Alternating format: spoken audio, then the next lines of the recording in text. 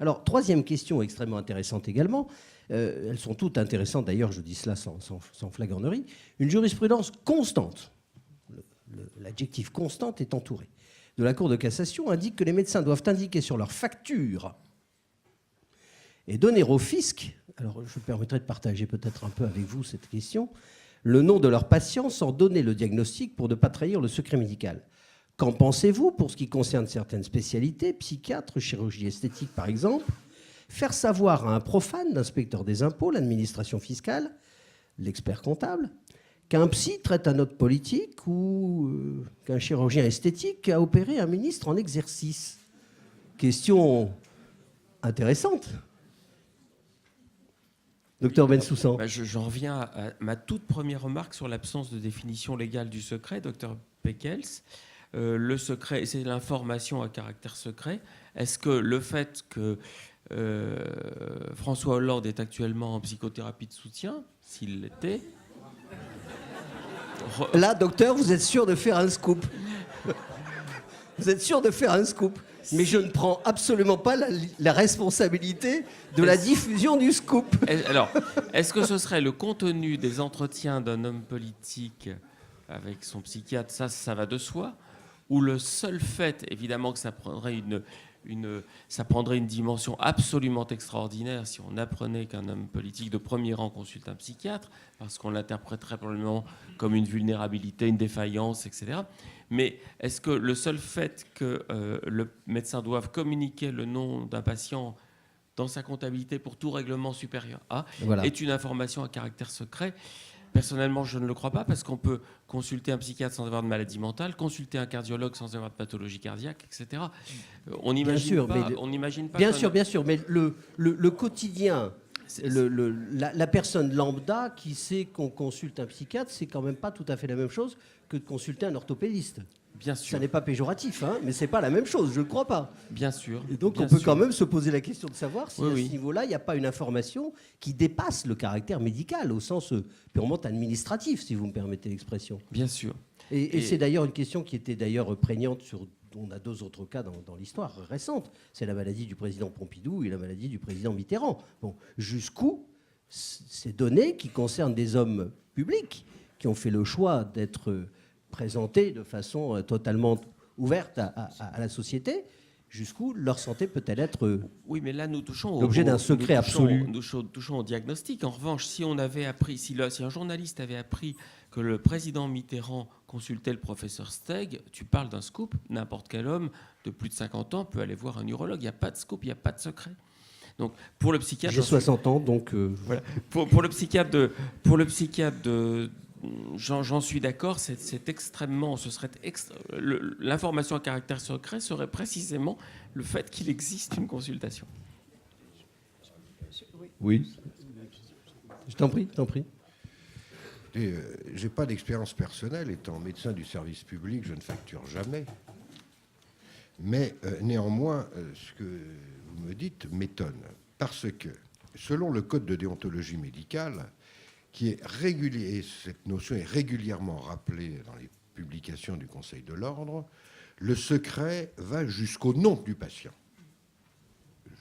Non seulement sur un diagnostic ou des détails d'ordre médicaux, mais ça va jusqu'au nom du patient, premièrement. Deuxièmement, et dans les publications du Conseil de l'Ordre, j'en ai une là, j'essaye rapidement de le retrouver, mais je n'y arrive pas, il est bien précisé qu'on ne doit donner aucun renseignement, y compris aux personnes elles-mêmes astreintes au secret médical, et est cité de façon explicite le fisc. Donc, on me dit que c'est une jurisprudence constante, mais eu égard à ce que je viens de vous dire, je suis un peu étonné qu'on ne puisse pas y déroger. Alors, je vous confirme, je te donne tout de suite la parole ensuite, je vous confirme en qualité d'expert comptable que le Conseil d'État, et non pas la Cour de cassation, puisqu'en matière fiscale, c'est le Conseil d'État, le Conseil d'État a statué sur cette question en invoquant le principe de hiérarchie des normes. Et au cas particulier, il a invoqué également un deuxième concept, qui est celui du fait que l'inspecteur des impôts et l'administration fiscale étaient également elles-mêmes soumises au secret professionnel, et donc que par conséquent, et c'est tout l'intérêt de la discussion là maintenant, il y avait une forme de partage du secret, voire au-delà, une forme de communauté du secret. C'est-à-dire que l'administration fiscale était responsable de la confidentialité absolue des informations dont elle prenait elle-même connaissance à travers le contrôle de la comptabilité. Et il en est d'ailleurs de même pour l'expert comptable. Donc c'est vrai que c'est une question qui va au-delà de la simple communication de l'identité du patient, c'est la question du secret partagé, voire du secret commun. Daniel, tu voulais ajouter quelque chose ? Je voulais dire ça. Je pensais que tu voulais dire ça. Eh bien voilà, c'est très bien comme cela. Donc dans le cadre de la loi HPST, de nombreux intervenants entourent le patient quand ces derniers ne sont pas les professionnels de santé, par exemple un ostéopathe, un professionnel de santé, un enseignant. Que devient l'accès aux données du patient ? On rejoint un peu la même question. Les données du patient sont-elles couvertes par une forme d'extension du secret médical qui devient une forme de secret partagé avec des personnes qui n'ont pas la qualité de praticien médical ? Il est vrai que c'est un vrai problème. Déjà, je pourrais vous dire que maintenant, le secret du dossier médical dans les hôpitaux n'existe plus. Hein. Tous les dossiers sont informatisés. Moi, si vous voulez, quand j'ai besoin de savoir si M. Durand est hospitalisé dans tel service, comme on me l'a indiqué, et que je veux savoir de quoi il souffre, je tape son nom sur la base de données de l'hôpital. Je peux y entrer parce que, évidemment, j'ai le code d'accès. Mais stricto sensu, je n'ai pas le droit de le savoir, sauf si je participais aux soins de ce patient. Mais là, on pourrait dire c'est pure curiosité de ma part. On me dit, tiens, M. Durand est hospitalisé, est-ce que vous pouvez regarder ? Oui. Donc, ça va très au-delà de ce que vous demandez. Alors, cela étant, concernant les professions non réglementées, puisqu'on les appelle ainsi, le secret doit être respecté. Il est sûr que le kinésithérapeute, ça c'est une profession réglementée, le médecin doit lui donner les informations médicales qui vont concerner exclusivement la prise en charge de sa rééducation orthopédique, par exemple. Et pas obligé de lui raconter l'affaire de la pneumopathie, que sais-je encore. Donc c'est au médecin, effectivement, à ne donner que les renseignements dans ses courriers qui permettent la bonne prise en charge du malade par le professionnel concerné. Mais ça, c'est la théorie. Voilà. Mais aujourd'hui, dans les hôpitaux, tout le monde a accès. Les kinés qui viennent dans mon service de réanimation, ils attrapent le dossier du malade sur l'informatique, parce qu'ils ont le code d'accès. Et ça, effectivement, quelque part, c'est difficilement acceptable. Mais néanmoins, soyons pragmatiques, hein, c'est comme ça que ça fonctionne. On en parlera d'ailleurs dans le second tableau, hein, sans introduire, c'est trop tôt, une transition, mais c'est tout le problème de la limite du secret lié à la personne lorsque les intérêts de la communauté, de la société peuvent être concernés, car bien évidemment, la personne, son identité n'existe que par rapport au groupe auquel elle appartient. Question qui s'inscrit là aussi toujours dans le prolongement, mais qui est intéressante. En matière médicale, l'expertise n'est-elle pas le lieu de la transgression du secret ? Et le moment où s'illustre le mieux la notion de partage. Partage sous le sceau du secret partagé. Et la question qui est posée au-delà de cela, c'est quels sont les termes contractuels de ce secret partagé ? Peut-il y avoir une forme d'accord sur la transgression du secret ? Daniel. Alors, moi, je crois qu'en expertise, quand même, il y a quelque part, comme le disait, je vais encore le citer, Jacques Hureau, une opération vérité qui est cherchée. Donc, s'il n'y a pas d'opération vérité, si on ne veut pas savoir la vérité, on ne va pas aller assigner quelqu'un au tribunal et faire demander une mission d'expertise. Donc, à partir du moment où un demandeur ou un quémandeur, un requérant veut savoir la vérité, il est bien obligé, c'est le code civil, c'est le code administratif qui dit qu'il doit prouver, il doit jusqu'à présent apporter la preuve de ce qu'il demande. Donc, le secret, à ce moment-là, il est forcément transgressé. C'est vrai, la question est très très bien posée. Il est transgressé. Mais il n'y a pas... Ça fait partie de notre système démocratique où on a le droit de justement faire des reproches à quelqu'un et chercher à savoir la vérité. Et c'est le système démocratique qui fait qu'on demande une expertise médicale. Donc je ne vois pas comment ne pas transgresser ce secret que la personne va apporter elle-même. Elle va l'apporter devant l'expert. Et si elle ne l'apporte pas, l'expert en tirera ses conclusions et répondra avec ce qu'il a. Oui. C'est tout de même Bernard Pékels. Tiens, prends le micro qui est là. Ça vous est d'ailleurs destiné. Je voudrais rebondir sur la question qui est posée, et il a été évoqué les limites du partage. Les limites du partage, où on ne m'a pas bien entendu tout à l'heure, elles sont très claires. Le partage ne peut être possible qu'avec un confrère. C'est la première chose. La deuxième, il ne peut être possible que pour une partie seulement de ce que c'est le dépositaire, c'est-à-dire qu'un généraliste qui va aller voir un neurologue ne lui racontera pas forcément tous les antécédents de son patient. Et enfin, il faut qu'il y ait l'accord de la personne. Et c'est là où ça devient très limite et où on rentre très vite dans la transgression, parce que c'est quand même un passage d'équilibriste. Et là, je m'adresse essentiellement aux psychiatres, parce que qu'est-ce qui arrive quand vous avez un malade mental qui n'a pas sa raison? Il ne peut pas vous donner un avis. Et si son état de santé est en danger pour lui-même ou pour les autres, je crois qu'en conscience et en responsabilité, le psychiatre est obligé. Malheureusement, tous les psychiatres ne le font pas. Et ça, c'est un des reproches, et je m'excuse, M. Bensoussan, qu'on peut leur faire. Et je voudrais, à propos des psychiatres, dire une deuxième chose. Le secret, le dépositaire, c'est le médecin.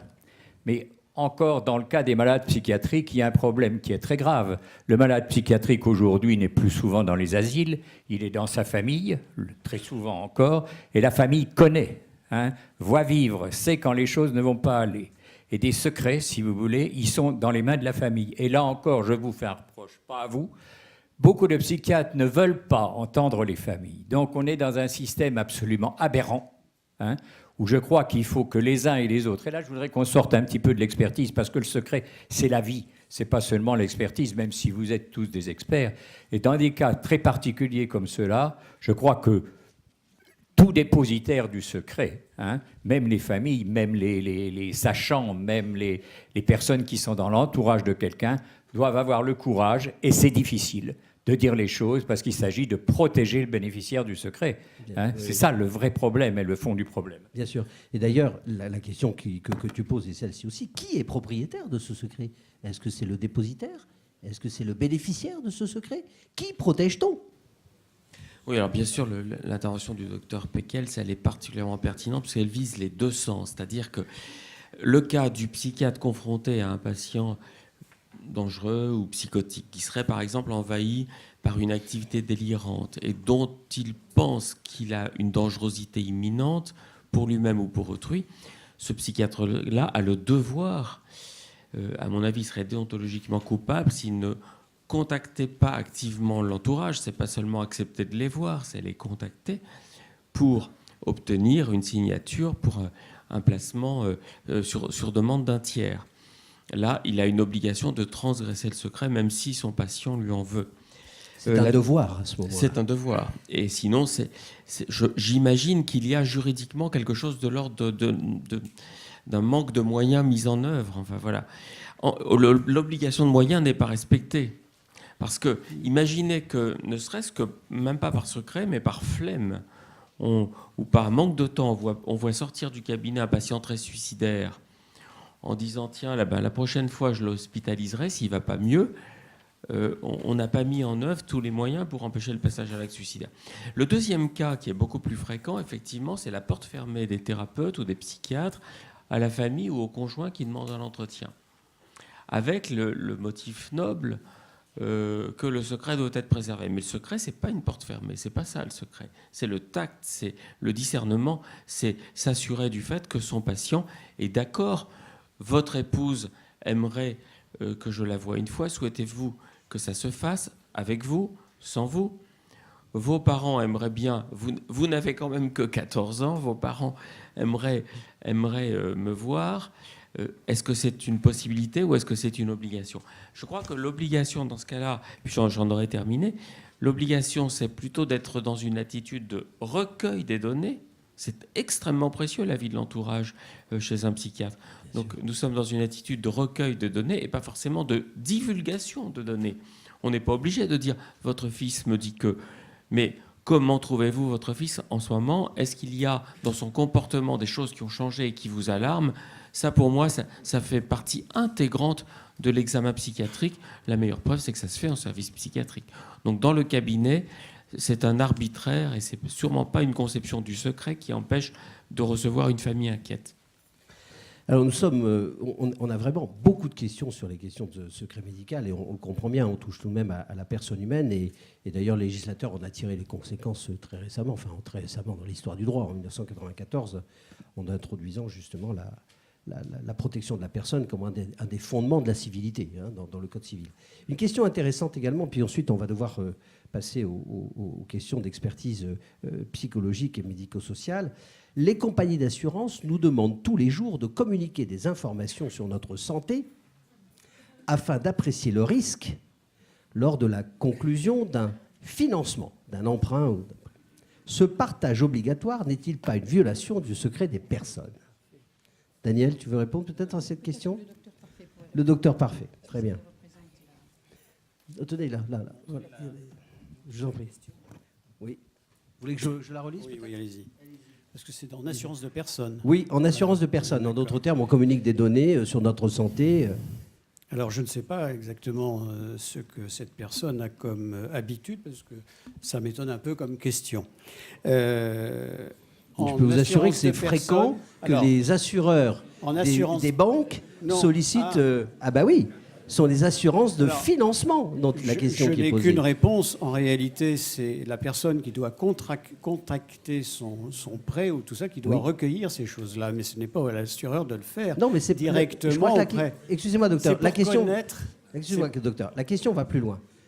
C'est du vécu, je suis expert comptable. Je peux vous dire que la question est celle-ci. Lorsqu'on contracte un financement, la personne emprunteur est tenue de remplir un questionnaire de santé.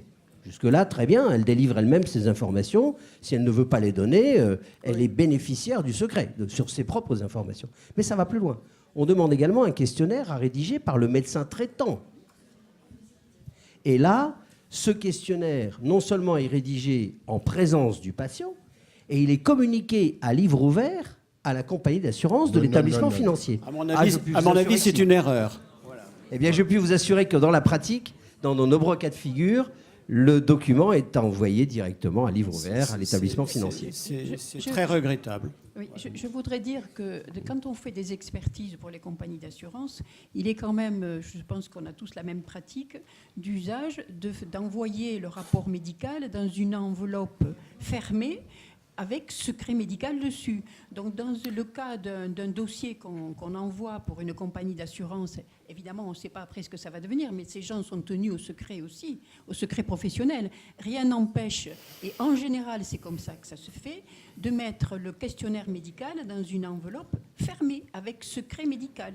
Et voilà. Pour le médecin conseil de mais c'est adressé au médecin conseil de la compagnie d'assurance. Qui a sa propre bulle de confidentialité. Ce n'est pas le gestionnaire du dossier qui doit ouvrir cette enveloppe. Donc il y a un secret partagé, et partagé dans un but, c'est le but d'être assuré. Alors justement, parce que comme disait Denis Safran tout à l'heure, c'est la théorie, mais je peux vous assurer qu'en pratique, c'est malheureusement plus ouvert que ça. Oui, mais c'est une pratique coupable. Bien sûr, sans doute. Qui d'ailleurs, cette pratique a été condamnée fermement et de façon explicite dans un numéro relativement récent de la revue du Conseil de l'Ordre. Le médecin ne doit communiquer, même sous pli confidentiel, aucun renseignement directement à qui que ce soit d'une compagnie d'assurance, y compris le médecin. Alors, bien entendu, vous pouvez dire que vous allez nuire au contractant, puisque ne donnant pas ces renseignements, on ne va peut-être pas lui fournir les fonds sollicités ou autres. Alors, il y a un moyen de s'en sortir. Vous me direz, c'est peut-être un peu jésuite, mais enfin, moi, c'est un moyen qui me préserve. C'est de donner ces renseignements au patient, de l'éclairer sur le risque qu'il y aurait à donner ces renseignements. À des tiers. Et ensuite, le patient fait ce qu'il veut, parce que lui n'est pas astreint au secret, contrairement à vous. Nous, c'est un problème qu'on a en permanence. Si vous voulez, dans un service comme le mien, les gens décèdent beaucoup. Et bien entendu, lorsque... C'est pour ça que je disais tout à l'heure qu'il y avait lieu d'être inquiet. Voilà. Oui, mais vous avez raison d'être inquiet. Quand on est dans mon service, de toute façon, on est inquiet. Par définition, en réanimation, on sait que ça ne va pas bien. Voilà. Mais très souvent, nous recevons directement des questionnaires pour savoir si le décès, les causes du décès sont bien couvertes par si ce décès découle d'une pathologie antérieure que le patient n'aurait pas signalée à sa compagnie d'assurance. Enfin, on voit bien tout ce qui se passe, y compris quand on lit en tout petit. Bon, vous recevez ça, moi personnellement, jamais je ne l'enverrai, même sous pli confidentiel. Je vais demander aux patients de venir, je vais... Non, aux ayants droit, bien sûr.